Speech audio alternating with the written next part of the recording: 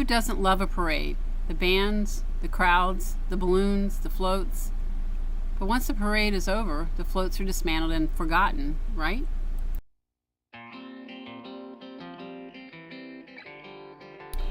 Well, maybe not here.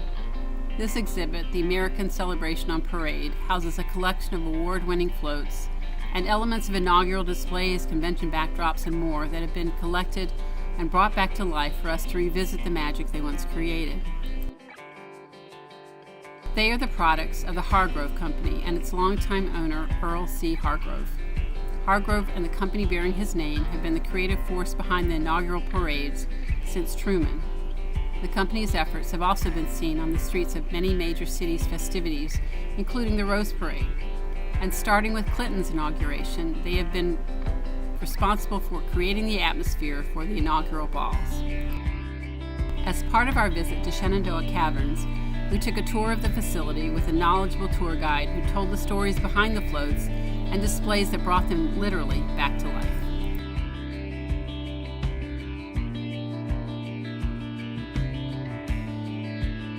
From the Tournament of Roses parade, Singing in the Rain float, to the Philadelphia Thanksgiving parade as hockey players, these ducks have worked hard to earn their keep.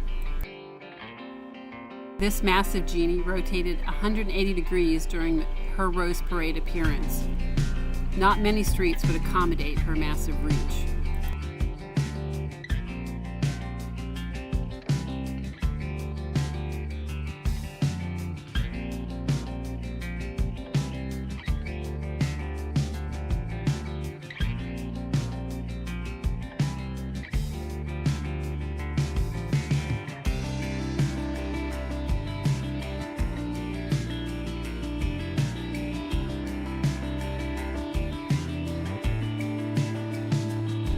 Another Rose Parade entry, these elephants retain their natural coating. Mama is suspended on a single leg, requiring a substantial steel structure to keep the pair secure.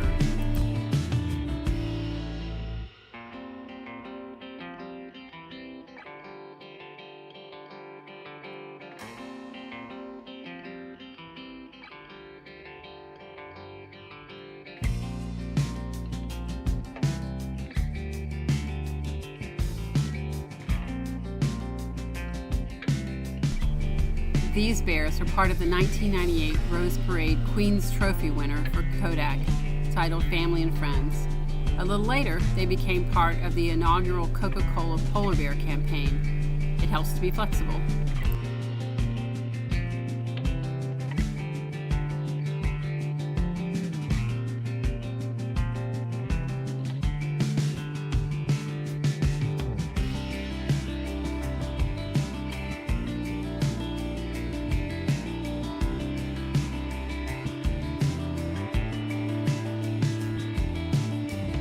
From concept drawing to finished float requires a marriage of disciplines: artists, engineers, fabricators, etc. King Neptune took part in a Rose Parade, but his sea serpent doubled as a dragon in another float. While the school of bluefish are not individually animated, this float's motion down the street causes them to swim on their thin supports.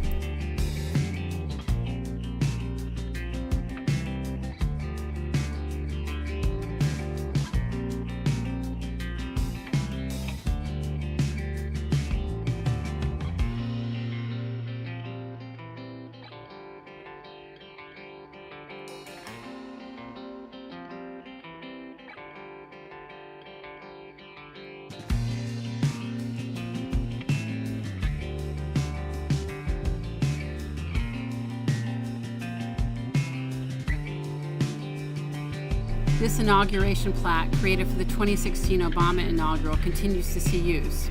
The newly elected president and vice president's name are painted on the leaves in the center.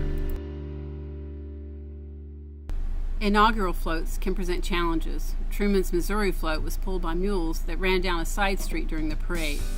Reagan's first inaugural required a float strong enough to hold 300 members of the Mormon Tabernacle Choir. And his second inaugural parade, for which this American flag was created, was canceled due to bitter cold. The bands and floats were moved indoors, with the President and Mrs. Reagan seated in front of the flag to view the performances.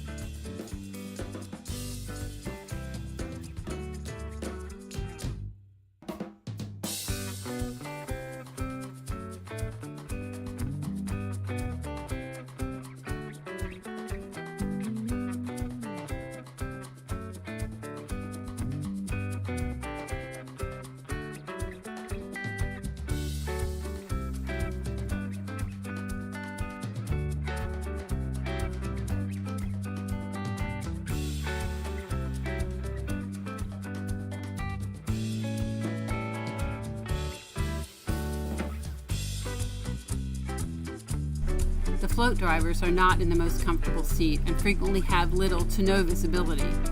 They rely on spotters outside the float that are their eyes.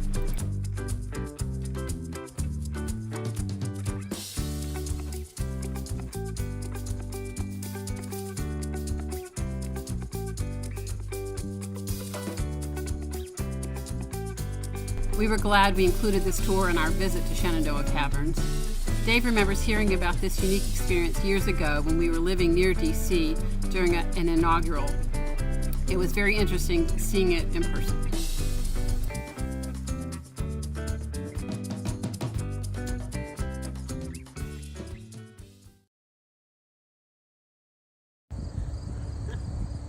If you were ever wondering if Kathy had cooties, the answer is no. She just has one big cootie.